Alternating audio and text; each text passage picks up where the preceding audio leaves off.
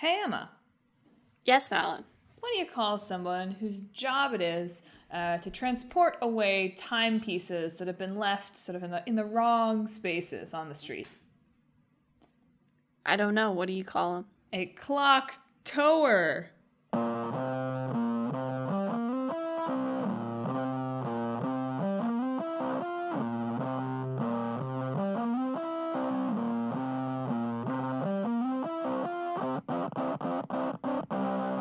Hello and welcome to Talk This.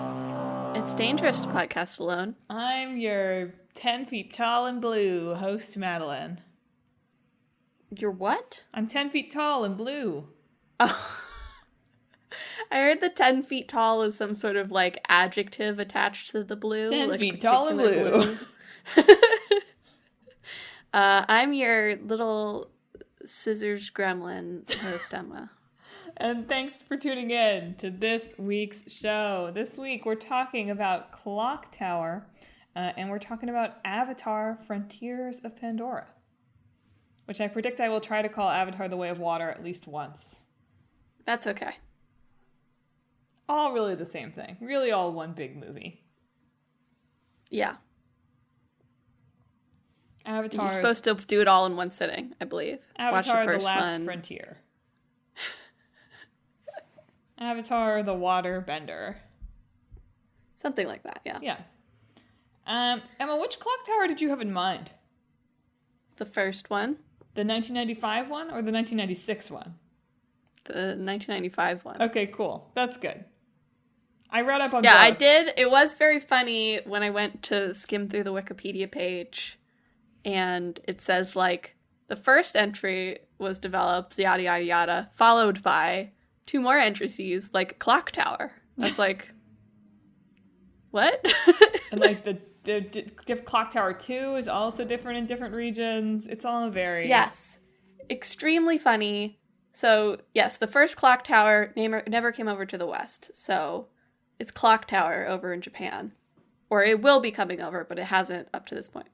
And then Clock Tower 2 in Japan was brought over to the West, so that's just Clock Tower in the West. And then Clock Tower 2 in the West was considered a spin-off entry in Japan, so it doesn't have a number. And then Clock Tower 3 is correctly Clock Tower 3, both in Japan and in the West. But he's back. Real real synergy there at the end. So if you're wondering what Clock Tower is, it's a 1995 or 1996 in the West. Haha. Survival horror point-and-click adventure game. Created, sort of spearheaded by Hifumi Kono and the team at Human Entertainment for the Super Famicom, only in Japan. Yes. As Emma mentioned, and I'm sure this is probably how it made its way onto the old game list, they do have, for the first time, a remaster of the original game. Not the first remaster, but the first remaster to come to the West that's coming to Switch sometime this year. People, there's fan translations and stuff out there. People have played it. It was never officially released outside of Japan. Yes. WayForward and Limited Run are bringing it over here, I believe. So in Clock Tower, it's very much inspired by sort of Italian horror cinema, and specifically the work of one filmmaker, Dario Argento. Yes. Not an Italian speaker. And it tells the story particularly of Jennifer, who's an orphan, who's adopted by a wealthy woman who has a big mansion. And if you're a young woman in something inspired by Italian horror, things are not going to go well for you. Especially if you're in a mansion, you're in a bad time. So she's adopted with a few other girls into this Norwegian mansion by this wealthy woman. And then things start to get weird and scary. And Jennifer needs to survive and escape the mansion and not get chopped up with scissors. Yes, there's a few different spooks you can find throughout the game, but the main persistent enemy that will chase you around is the Scissor Man. which is a little guy, essentially, with some big scissors, who will chase you with them with the intention of killing you, obviously. But yeah, he's just a little guy with some big scissors, basically. He's her 10-year-old son. Not Jennifer's. Not Jennifer's. Ms. Barrow. Yes. Wouldn't it be funny if it was Jennifer's? That would be very dark. No. Ms. Barrow's, the rich woman's 10-year-old son, named Bobby. But mostly named Scissorman. Yes. When he kills you, he does a little dance. So, you know, we can talk about how Clock Tower has been like an influential work across horror, but I do think it's also deeply influential in things like Fortnite, you know. Yeah. When you gotta, you know, do your little dance when you kill somebody. That's because of Scissorman. Direct inspiration, 1-to-1. In addition to being released on the Super Famicom, it was also, they did like a remaster update, as was the case with these like 90s games for the PlayStation, the Wonder Swan, and the Windows. I actually think that the black and white Wonder Swan version, pretty good. Pretty creepy. Yeah. Probably loses some other things, I imagine. Not quite as powerful as the other systems. But I was looking at some comparison screenshots and I was like, I don't know. Like the moody black and white here feels like the vibe. But what do I know? There was a good interview with Kono on Games Radar, just like retrospecting on Clock Tower from like the interview from like 2021. I almost said 2021. And apparently there's a scene added to the PlayStation 1 where the Scissor Man, you can find him just watching cartoons. Good. Like in a rocking chair, which apparently is one of Kono's favorite scenes because the idea of this more like innocent, you know, a creature that can laugh at cartoons and then immediately turn around and try to kill you with scissors is something that he finds uniquely scary about their work on Clock Tower. There's some good interviews with him in general, but maybe I ought to talk a little bit more about the game first. So it's a point-and-click adventure, right? And on the janky side of that, I would say, always, all of them. Very like, if you love point and click, you'll love it. If you don't like point and click, it has a mouse even on console, right?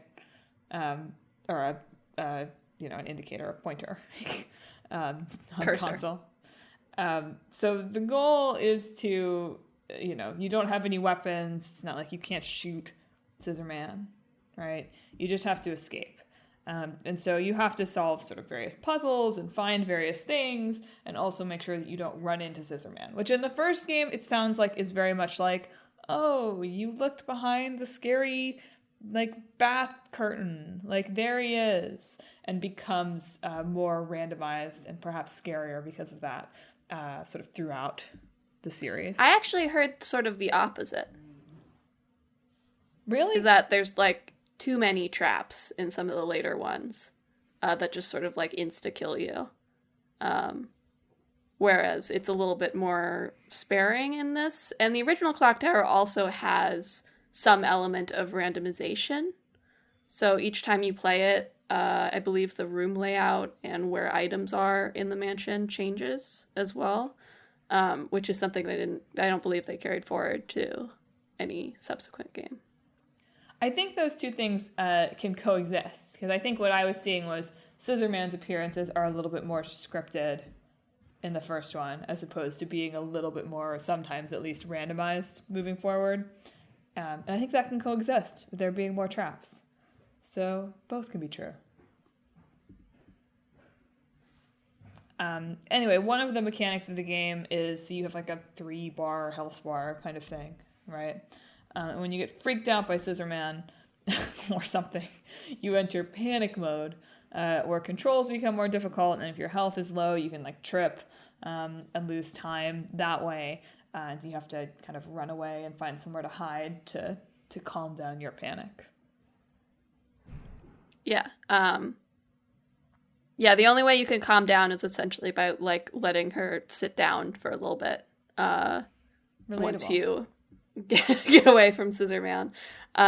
Apparently in the first game, it's a little bit weird because if you just are running, period, it ups your panic meter sometimes. Which they apparently do fix from the system in subsequent releases. But yeah. So yeah, it's definitely its most unique system. Clock Tower also, as we've talked about, there's no way to fight back in it, which I believe it's probably the first, if one of the first, if not the first of its kind to have that. In that Games Radar interview, they pointed at like Sweet Home and Alone in the Dark, which we've talked about, I believe, as like points of inspiration, right? And like the big horror titles of the time, because this was like a year before Resident Evil came out. But both of those had ways where you could fight back against the monsters. In this, I don't remember if it's in the first one, if they add this in the second one, where you can kind of like throw things at the monsters from around the environment, but you can't fight them, right? You can't defeat Scissor Man. Yeah, you can like until put things the in his end path, of the game, but right? not. Yeah, like you don't have a shotgun. Yes. So it's very influential in that kind of horror game, with, you know, modern ones being like Amnesia and Alien Isolation and that sort of stuff, of the idea of having this unkillable monster that does chase you throughout the game, was very much something that Clock Tower originated and was influential on the genre with. Yeah, and he talked in, there was another great interview that I read on Gaming Mo, it's archived, 2015 interview, where he talked about, well, and I think I read this in a few places, the idea that like actually executives didn't like think a game where like something was chasing you would be very marketable. Yeah. Which is really funny, because that's like the whole horror genre now. Well, the whole conception of Clock Tower is really funny. Yeah. Because Human Entertainment was a very prolific developer at the time that existed. Nothing really came over westward from them until like their very last years, I believe. But they made like the first like dance game, like before Dance Dance Revolution.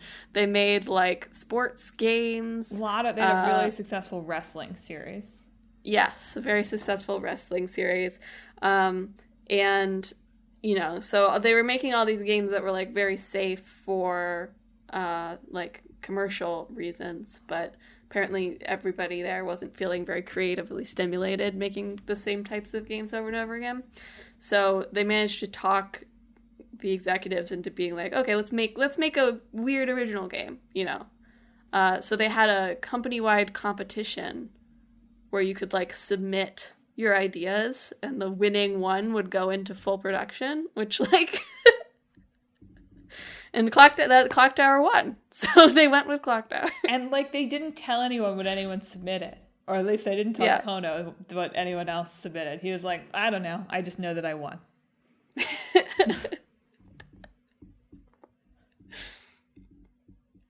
Also, there was some anecdote he said too about like there's one guy on the development team that was like, I don't get this. I think this sucks. And then he was like, as soon as it came out and was successful, the first one, he was like, yeah, I worked on this. You know. It's a 2D game, right? And this is sort of like right around the time where the new console generation was coming out, and it like could have been a 3D game. And in this interview that I read, he says, you know, we only had pixel artists, right? They're like 3D artists were still like, that was a pretty new thing. And like, there's no way that they were going to hire like expensive specialists to make a 3D game for this game that we like just barely convinced them to make. So that's why it's 2D. Yeah. Yeah. The subsequent games were all 3D, and it is very much like a testament to the 2D artistry of the first game. But man, it has held up much better. 3 looks pretty good, but that's not even Human Entertainment, right? That's when Capcom acquired it, I believe. Yeah. So the 2 and the spin-off, they have some nice CG cutscenes, and then it looks very janky. He said in this interview too, he was like later I got to talk to the guy who made Biohazard, right, who made Resident Evil, and I was amazed at just how much bigger the Biohazard dev budget was. Yeah. Yeah. That would come out like, when did it, like 2 years after the first Clock Tower? It came around the same time as the second Clock Tower. Because it really helped Clock Tower / Clock Tower 2, depending on where you live. The Resident Evil boom kind of helped sales for that one, or so they suspect. Helped sales, but perhaps didn't help it in terms of legacy. Sure. Yeah. Did not necessarily kind of maybe carved the legacy away a little bit, but you know, got them to 500,000 units in the meantime. Yeah.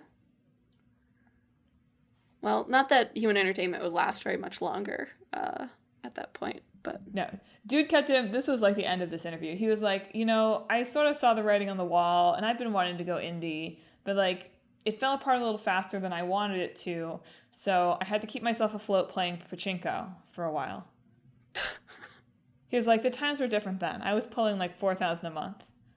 Oh my gosh. Like, what are you talking about? How could you be like, I was supporting myself playing pachinko? That's crazy. I guess it worked. Unfortunately for Kono, his personal follow-up to Clock Tower called Night Cry sucks. Yeah, it came out, it was crowdfunded, it came out in 2016.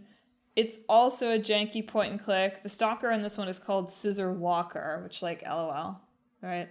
Scissor Man, by the way, also like self-consciously stolen from the Italian, from Dario Argento and Phenomena, by the way. So like even that like lifted from these influences. But yeah, really hard to make a kind of janky point and click in 2016, right? Like just not really, the appetite is not there. I mean, it's not even like the point and click. It's just fundamentally bad in pretty much every aspect. It's not like you go into it and it's like, oh, you know, this point and click, it's just not working for me. It's like everything about it is bad. Why do you think they're bringing it back? Because this is, by the way, let me give the full series like overview here. So 1995, I almost said Scissor Man comes out. That's true, but the game is called Clock Tower. 1996, the second game in the US called Clock Tower, in Japan called Clock Tower 2 comes out. That one reviews decently, sells very well, not bad. They make this, it's Clock Tower 2 in the US, or in Japan it's just Clock Tower: The Struggle Within. That comes out in 1998. That one's about the first two games are both about related. Jennifer, right? Yeah. It's Jennifer in the mansion, then Jennifer gets out of the mansion, and there's like a copycat Scissor Man, and things get crazy again, right? So those are like direct sequels. But The Struggle Within... both of those are by Kono, too. The spin-off is directed by someone else. That's right, but still made by Human Entertainment. So the spin-off is about a totally different character, totally separate. Yeah. And then Human Entertainment goes bankrupt, which, according to Kono, by the way, he was like, the games were selling fine, but they wanted to do like a theme park. And all these, they kept hiring all these consultants to give them bad ideas, and we ran out of money. Oh no. He was also like, there was another company at that time that was selling mushrooms on the side. Like, seems like the 90s were a weird time to be in Japanese game development, apparently. But so Human Entertainment goes bankrupt, and Sunsoft acquires the IP and works with Capcom to create Clock Tower 3 in 2002 for the PS2, which involves some like time travel to World War II, where there are a bunch of stalkers. You know what? Clock Tower 3 does not seem a lot like the previous Clock Towers. Does seem sick as hell, if I'm being honest. Not super well reviewed, also sold very badly. It's like super theatrical in its presentation. And like she has like a magical girl transformation. Seems sick as hell. I'm being very real here. The transport to World War II does have big Full Metal Alchemist like energy, right? So like maybe there's something there, but yeah, like very separate. Just like why would you why are you even like Scissor Man's not even really in it, right? There's the Scissor Twins, yeah. So it's like how is this even like why did you even call this Clock Tower 3? There is a Scissor Man enemy, I believe. Yes. In it, but very different. Yeah. In terms of context and the way it is performed and stuff like that. So then, it's been a while since we've had one of these, right? Most of the time on Talk This Lately, I've been commenting like, this feels like the kind of game that had its last entry in 2002 and then like didn't. And I feel like we've had a bunch in 2002. I heard that as 2022. My brain's just broken entry in 2022, today. And they haven't followed it up yet. Hurry up! How long does a game take to make? No, I feel like we've had a lot of games sort of subvert that. Like this feels like a weird franchise that like died on the PS2 energy, and this one does not subvert that. This is a weird franchise that died on the PS2. And it's only now that they've announced that they are remastering and bringing to the West for the first time, the first one. Yes. Well, I mean, I think the first game is, like, very beloved, and very influential. And I think that there's definitely, like, for someone like WayForward, they've been doing, like, the Shantae games, which feels somewhat similar to me in terms of, like, having like a niche following. I don't know. But I think you could just see that there's like a small dedicated fan base over here, and it would be a good idea to bring it over. That's sort of the vibe I get for why they're bringing it over. I'll be interested to see. Fun fact I learned for any Danganronpa heads in the crowd. So when Human Entertainment broke up, made a lot of different development studios. Goichi Suda left before it ended and made Grasshopper Manufacture. You said Sunsoft had some shared developers. Yeah. Whoever, the studio that makes like Earth Defense Force or whatever is from Human Entertainment. And also Spike, which is now Spike Chunsoft, was made up of Human Entertainment. So in the first Danganronpa, there's a character that is a schoolgirl but has like a split personality that has a serial killer, right? Which the spin-off, the Clock Tower 2 over here in the West, the premise of that is that it's a girl who has a split personality in her head that is like a violent serial killer, which shares the name, the two serial killers within the heads of these girls in Japanese are both Sho. And she, in fact, uses scissors to kill people in Danganronpa. So, there you go. No, fun fact. These games obviously have been totally overshadowed by Resident Evil, right? But, like, being the first game to be like, something's gonna follow you. Yeah. Right? And you're gonna be scared. Like, that's, like, the foundation of the genre, more or less. Yeah. Well, I mean, there's two different sides of survival horror. There's the side where you can't kill the enemy and the side where you can. Sure. But, yes. Still, a solid part of the foundation of at least, like, half the genre. So, yeah. Good stuff. I feel like I don't know why it's called Clock Tower. Is only getting more popular as well. Yeah.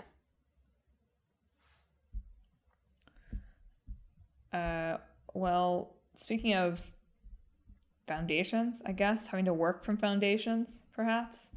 Shall we talk about Avatar, Frontiers of Pandora? We shall. I got that right because I was reading it right off my notes, but I almost said The Way of Water just to be funny.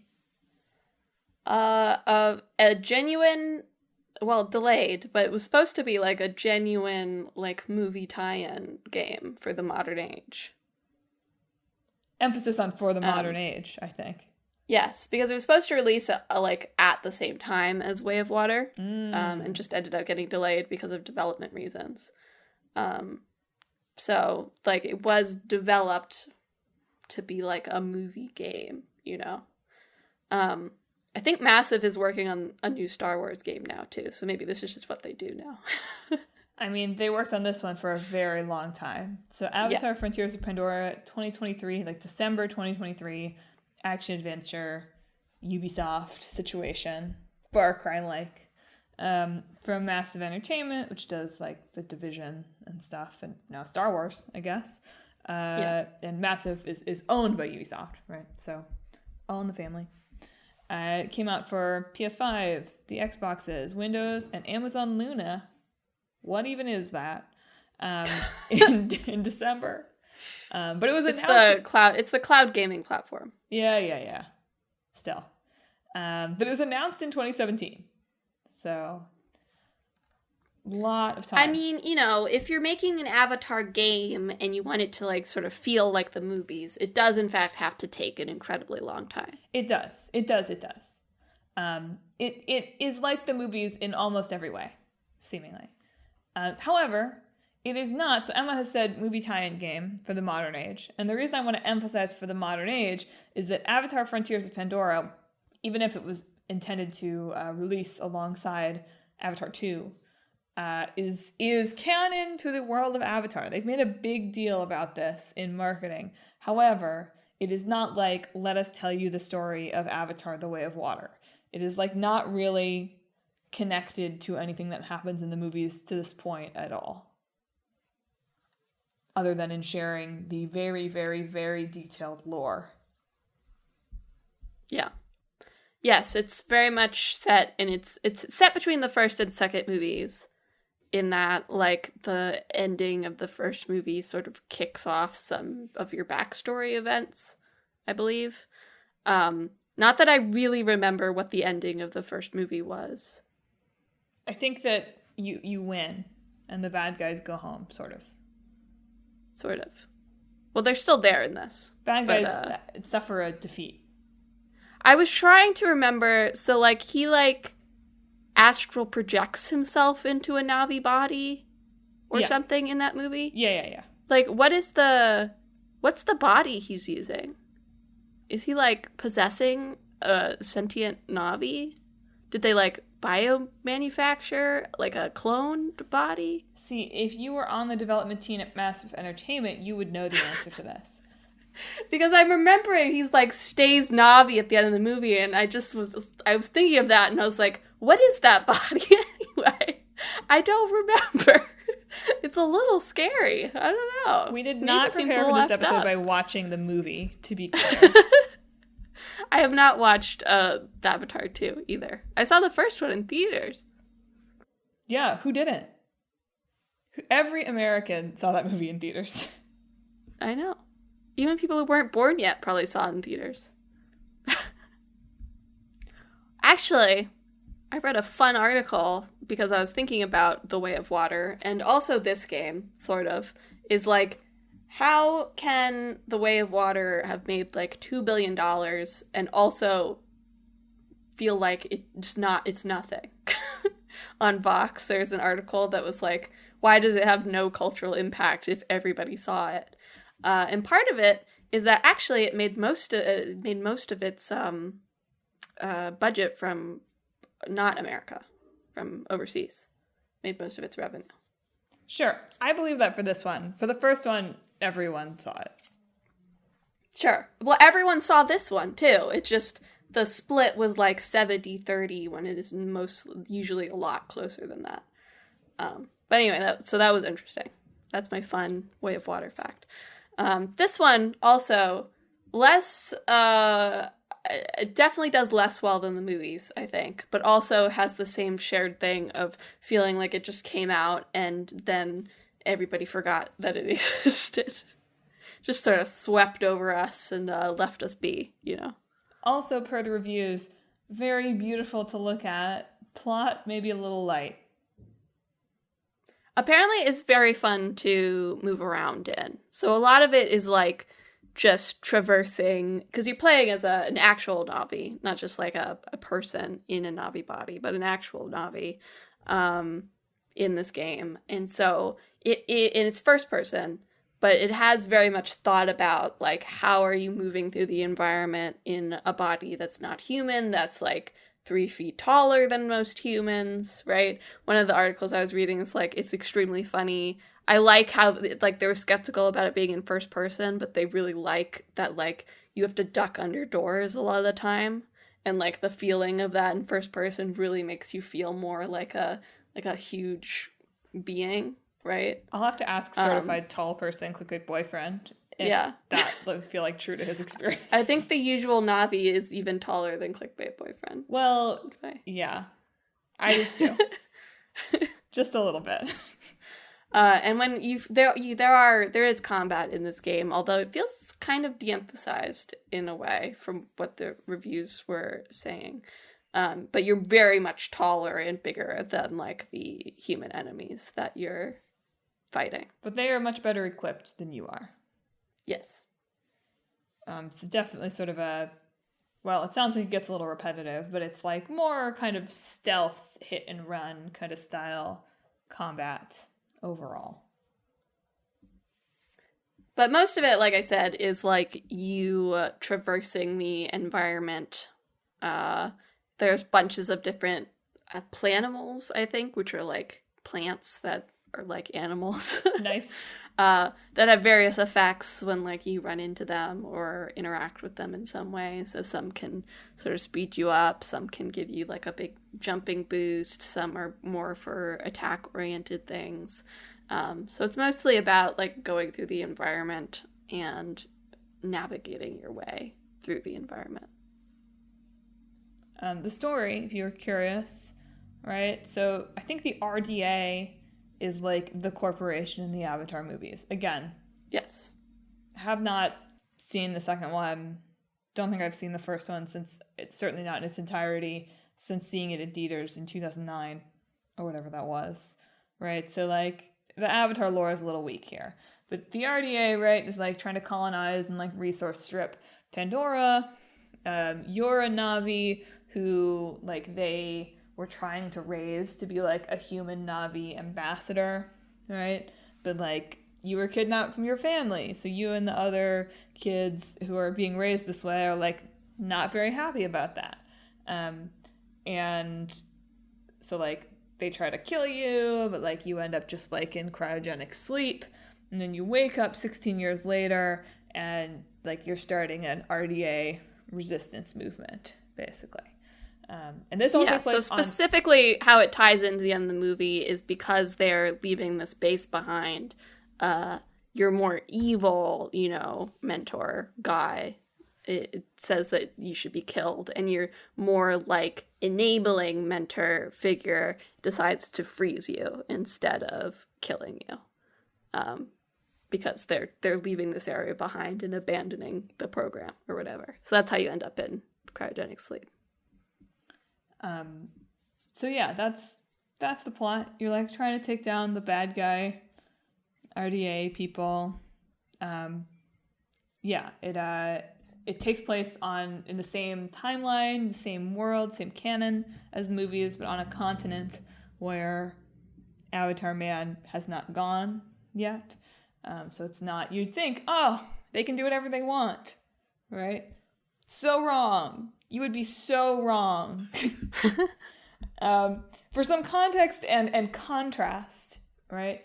Ubisoft actually did make another Avatar game alongside the release of the first movie. This was called Avatar the Game in 2009.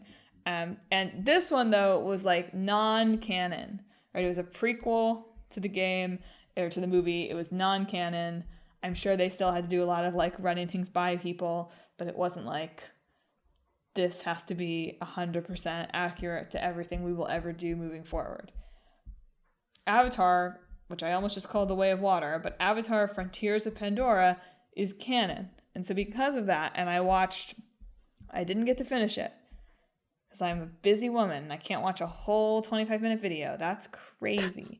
But I watched some of an IGN kind of, like, behind the scenes making of this game, talking to people from both Massive and Lightstorm, which is the company that makes all of everything of Avatar. right? Yes, James Cameron's company. Yes. And first of all, haha, wow, the way they talk about this in interviews generally does not sound to me like James Cameron has like a grand plan for these films. Well, they're not interconnected, the films, for what it's worth. Way of Water is not like a follow-up to the first one. It's a new story. So, yeah, I believe that he doesn't have a grand plan. I think all the planned movies are supposed to be somewhat standalone. That's so funny because I did not know that about The Way of Water. Yeah.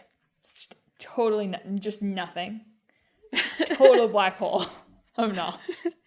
I assumed it was a follow-up. Anyway, but my point being is like, he's very loud about the fact that it's 5 movies, it's 5 movies, it's 5 movies. And so forgive me that I thought that perhaps because he was being very loud and specific about the fact that it was 5 movies, that maybe he might have like a vision. Anyway, maybe it'll all come together in the last movie, but I believe they're all intended to be standalone and function as a standalone film. Anyway, so like basically what happened was, and I guess the Massive must have some, like I'm sure Tom Clancy's estate must have some involvement in the Division games, right? And now obviously they're working with Star Wars. So like I guess the people there have just gotten used to being on a leash, right? But they made like a demo for the Avatar game that they showed to Lightstorm, and they were both like, let's do it, we want to do this. And then it sounds like everybody got like locked in a room with a television and they had to watch the original Avatar movie like 100 times. What? Is that real, Madelyn? You can't exaggerate. That's not real. That's exaggerating. But the documentary... I mean, I totally understand wanting the dev team on this to have watched Avatar. What they said in the documentary was that they started out by watching the movie a lot. Sure. Your mileage may vary on whether that means they were locked in a room and forced to watch it 100 times in a row. But then Lightstorm gave them like the Avatar lore Bible, and they even had like a dedicated Avatar lore staff member, which like they did an insane amount of lore work on the first Avatar. Yeah. Perhaps too much. Obviously too much. Is like the impression I've gotten from... I watched a video on like the music of Avatar a while ago that like got into it a little bit.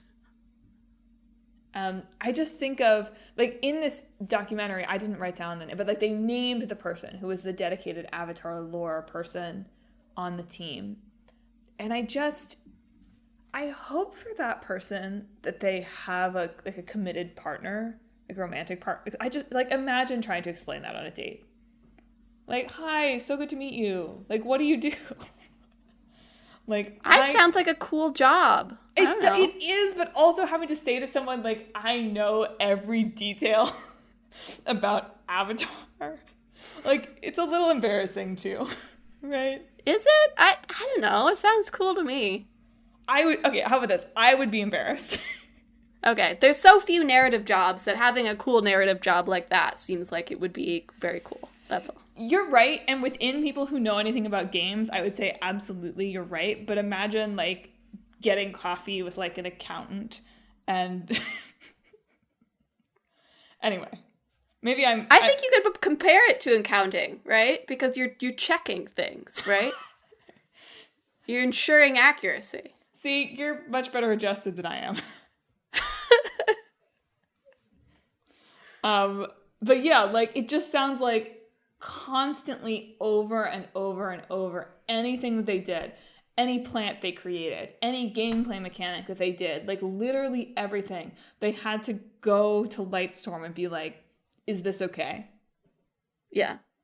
And, you know, in the documentary with IGN, they make it sound like very collaborative, like happy to do it. Lightstorm was never angry to have a question asked, right? But sometimes the answer is just like, no. Yeah. To be fair, that is just a part of working with a client, right?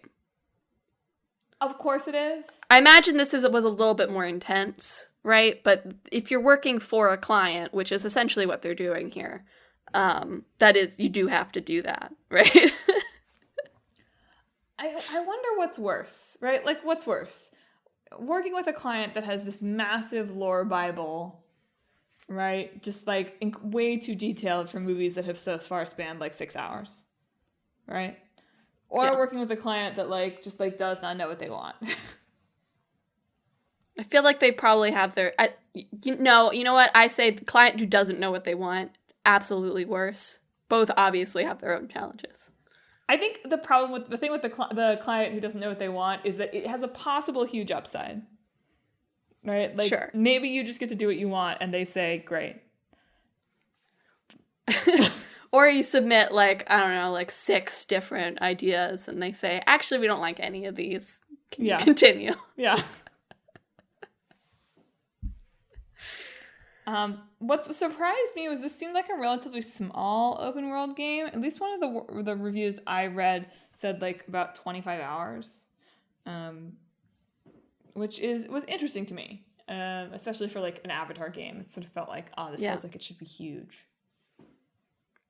I imagine because it has to be so like dense in terms of like just like environmental stuff filling the area, by which I just mean like trees and plants, not like things to do even. And also like if you go too far, maybe the like biome would need to change a lot, and if you're making like a very detailed alien planet, maybe that would be a lot of work. And clearly they were already struggling to get this game done. Yeah, that's very fair. I did, at least one review I read, though, did sort of critique it. And I feel like this is a consequence of starting a game in 2017 and not releasing it until 2023. But it was like, having played Elden Ring, having played Tears of the Kingdom, I sort of expected for there to be more. And this game being so beautiful, right? Seeming so dense. Like, I expected there to be more stuff to find or more to reward me for exploring. And there's, like, not a ton of that. I did read one review, which apparently Ubisoft has put this in their games since like Assassin's Creed Valhalla or Odyssey. That was the older one, I think, where you can turn on exploration mode, which essentially turns off minimap markers and instead gives you like a general hint or explanation of where your next mission is. So like, northwest, and you'll see like a log and a purple trees or something like that. That's what so that you can try to like, by the way, for anyone Gen Z and younger listening. Yeah. But so that you can like try to figure out where you're going yourself rather than just following the minimap markers. And since this review really enjoyed like the mobility of just moving around in the world, they really enjoyed turning on this feature. Let's see, it was like a month on review from PC Gamer by Morgan Park. Just saying they liked moving around the world, so turning on this and trying to find the actual spot made just playing the game as a whole more enjoyable than just directly going from one point to another. And I imagine it would make it maybe a little longer too, if you were to treat it that way, if you're using your big brain to figure out where to go. I know, it doesn't seem to me like this game did super well. No, I don't think so. Certainly not critically. It had some, bugs, as is standard upon release these days. So a lot of reviews sort of came down on it for performance issues. Yeah, I don't really know. It sold meh, I think. It sold fine. It's so funny, right? It feels like, like Avatar is a weird series. Because it sort of feels like, it's like the highest grossing film thing of all time, more or less. Yeah. So, like, shouldn't the games sell? But also, is it in anyone's top 5 films of all time? Yeah. And also just because it's so broad, you might not get as much overlap as you might think you get, right? I assume gamers are far more into the Alita series, if I'm being honest. The other James Cameron joint. But yeah, because it has such broad appeal, it means that you're not really targeting anything specific, which is a good comparison to Clock Tower, I guess. I was about to say I feel that. like they're bringing it over here because they see that there's a very specific group that can be targeted by bringing it over here. Whereas with this, they're just kind of throwing it out there, and it's like, you people like Avatar, right? You probably saw it in theaters. Everybody saw it in theaters. You won't know the answer to this, but maybe you will. What's the financial arrangement like for a client game of this scale? Any idea? I have no idea how it works. Because I was about to be like, maybe Massive doesn't care, right? Like, maybe James Cameron paid that, like, maybe their whole upside of this was, like, James Cameron paid them a bunch of money. Which I guess has to be part of it. I don't know. It's, like, it's interesting, right? Like, what's the balance of revenue here? And, like, they pivoted to Star Wars, so didn't close the studio. Yes. Clearly they forged a good enough relationship that they were able to leverage it to get to the other area of Disney. Avatar's through that. Probably just in an elevator. Conglomerate, right? What? Probably they were just in an elevator. Yeah. They were, like, going up to No, I mean, Avatar's through the same... Yes, it is owned by Disney. So I assume that they were talking to people that were on Disney's side too, and they're like, hey, also, we're giving the Star Wars IP to anyone who asks. Eventually, we'll make a good one. You know what? The video games, the Fallen Order. Have we talked about the Jedi games? Yeah, we can talk about Fallen Order. I'm pretty sure. Not sure we've done those Knights are pretty of the well Old Republic, received. but we've definitely done Fallen Order. Yeah. Those are pretty well received. Well, is it MASH time? It sure is. Tricky. I don't really want a horror game set in the Avatar universe. You could. I mean, I feel like there's interesting space there. You'd have to be, like, even more... Because, you know, the original Avatar, I don't really know about Way of Water at all. And this one does sort of set you from the Na'vi perspective very, like, firmly. I did read a few articles that were just, like, reflecting on, like, yeah, the Na'vi are allowed to be mad at these people that were deeply cruel to them, right? It doesn't, like, try to really humanize those people at all. Yeah. Or whatever. But doing, like, a horror game set in the Avatar universe, because the first movie and the whole premise of Avatar is so, like, you know, the first movie is just Pocahontas, right? Which, of course, has its issues. And so playing around with horror in that space, you'd have to be particularly careful, I feel like, about who you were centering. I think if we determined that the body that he's using in that is, like, I think that there's something there. Yeah. Regardless. Sure. Yeah. Regardless of what it is. I think that there's a horror game to be had with that Na'vi host body. But yeah, I don't think a horror, like, thinking of games that are likely to sell or have any kind of a target audience, I don't think the Avatar fan horror adventure game demographic exists. You never know. In some ways, I feel like a more specific genre Avatar game would have been more interesting, right? It certainly would have gotten some press. I'll give you that. Yeah. But, like, because this is just like, oh, it's another Ubisoft open world. If you're into that, you'll pick it up, like, a year later on super sale, right? If it was maybe a little bit more specific, you would perhaps get a little bit more sort of buzz and talk about it. I just think the more specific that's you sort get, of against the Avatar way. Yeah. I just think the more specific it gets, the more likely people are to be embarrassed to, like, play an Avatar game.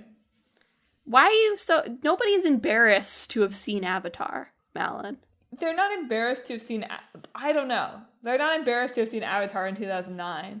But, like, who's talking? I'm not embarrassed to have seen Avatar now. Clearly, people still like going to see the very good special effects. You're right. But, okay, but then, like, that's a problem, too, right? Because as we talked about in our horror games, like, episode, like, good graphics are not necessarily beneficial to a horror game aesthetic. So that might be even another way in which those two things pull too far apart from each other, is that an Avatar game has to be beautiful. And can a horror game be beautiful and still be scary? Yes.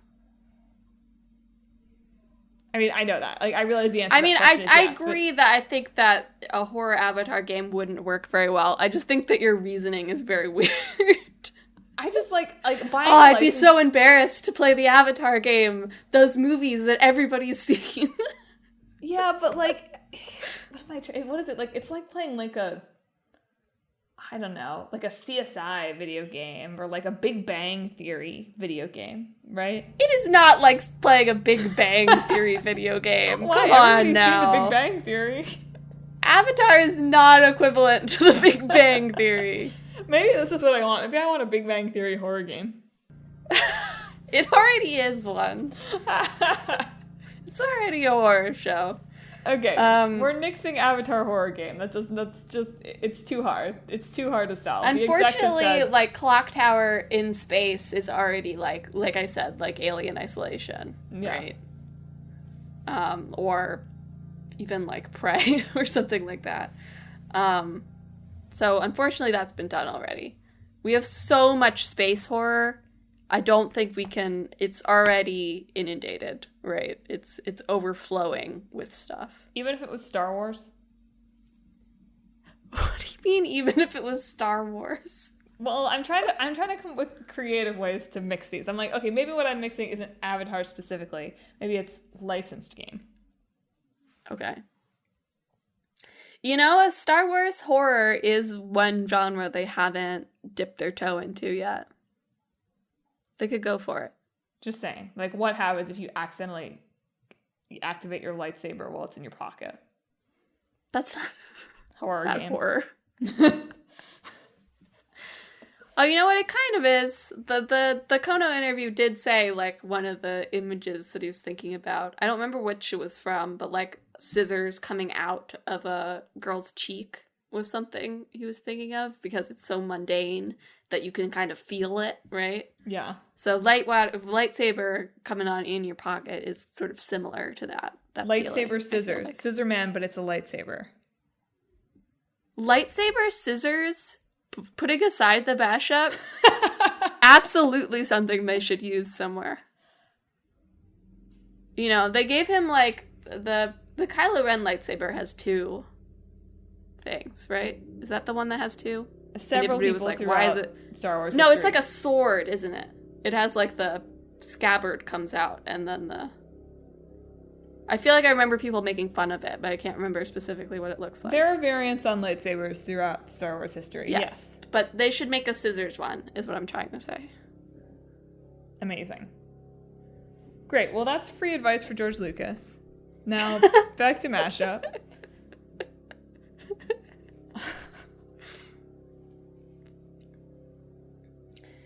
I mean, no, I really don't know, to be honest.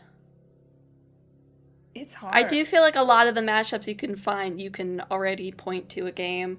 Maybe this is just because Clock Tower is too influential of a game. Yeah. So I was going to be like, oh, okay, like open world horror, but there's like The Evil Within 2 already. Like, I don't know, you know. You could maybe do an Avatar horror if you like set it in the like human lab. Right? Sure. Like somebody's been like, okay, the optics of this are bad, but like I'm gonna say it and then like we're gonna figure out how to make it so the Na'vi appearing guy isn't the villain, right? But like somebody's been in a Na'vi body too long and it's driven them crazy. And so like they're chasing you. So like Get Out. Yeah. Yeah. The Get Out, the video game. There's my licensed game that I was looking for. That is something. Games have not really tried to do like Jordan Peele style horror. Although, isn't Jordan Peele style horror kind of game and anime influenced, though? Yeah, but like we need to keep reflecting. It's like the Ouroboros, right? Like we need to keep reflecting it back. Sure. Of course.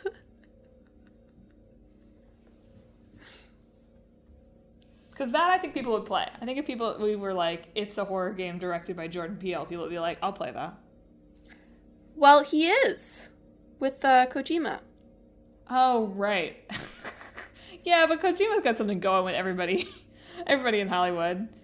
I can't remember what their project was called. It has Hunter Schafer in it. There was the trailer where they were talking about dinosaurs or whatever at the Game Awards. But I can't remember what it was called. But anyway, it's him and Jordan Peele doing that one. And that game will sell. Yep. Unfortunately, there goes my mashup. Kojima's one step ahead, always.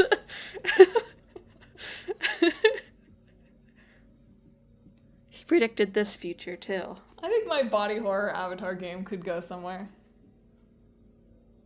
There's something. It's quite fraught.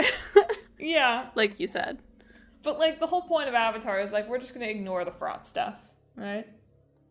I guess so. We could also do, okay, how about this? What if, this might be worse. Full disclosure, this might be worse. But they decide they're going to start running experiments. So, like, they've successfully been, like, putting human consciousness into Na'vi bodies, right? But now they're going to start running experiments to put Na'vi consciousness into human bodies. But it goes very wrong. Also, there's a scissor lightsaber. Also, there's a scissor lightsaber somewhere. Yeah, I don't know. I think we have to give up on this one. Okay, but here's the twist. Here's the twist at the end. Right, they're transplanting it into a human body, right?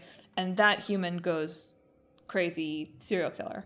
And we think throughout the game, it's like, oh man, this is a troubling message, right? Like, the Na'vi is murderous. Like, that's bad.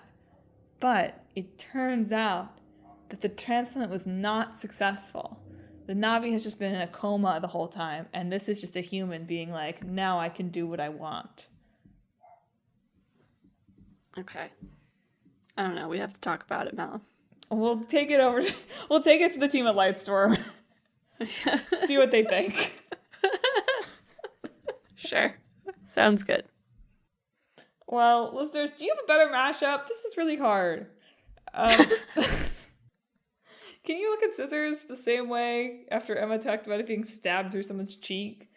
Do you think you could make $4,000 a month playing pachinko in 2024? Have you ever blatantly stolen from Italian cinema and made that your job for a few years? Have you ever blatantly stolen from Avatar? Are you embarrassed to have engaged with any Avatar media? If you have thoughts about this or anything else that we talked about this week, hit us up on social media. We're on Facebook, Twitter, Instagram, and YouTube at Talk This Podcast. You can also visit our website, www.talkthispodcast.com, where you can read all about the show, check out the games from the About to Be Pulled From hat, and read our blog featuring long-running series, Clickbait Boyfriend, and Split Screen. But perhaps most importantly, if you enjoyed the show, you should subscribe. We're on Apple Podcasts, TuneIn, Spotify, Pandora Podcasts online on the app, Overcast, Pocket Casts, maybe eventually YouTube Music. I'm still researching, but not yet. Maybe if you're listening to this in the future, maybe on YouTube Music. But listen to us there. Subscribe. Leave a rating. You know, podcast stuff. Come on. You know the drill. Yep. Next week it's on a side quest on something. On something. 420, probably. Probably not. It'll be 421, actually. So you're right. But Emma, what's 2 weeks from now? What are we talking about 2 weeks? 2 weeks from now, our old game is going to be Sly Cooper. Nice. Man, I can't believe we haven't talked about Sly Cooper. We have not. And our new game is going to be Grand Blue Fantasy Relink. Nice. So link up with us for that one. Exactly. Well, that's it for this week's show, listeners. Thanks for tuning in. Emma, do you have a sign-off? Lore-approved sign-off? This week, I hope that you are careful with your scissors.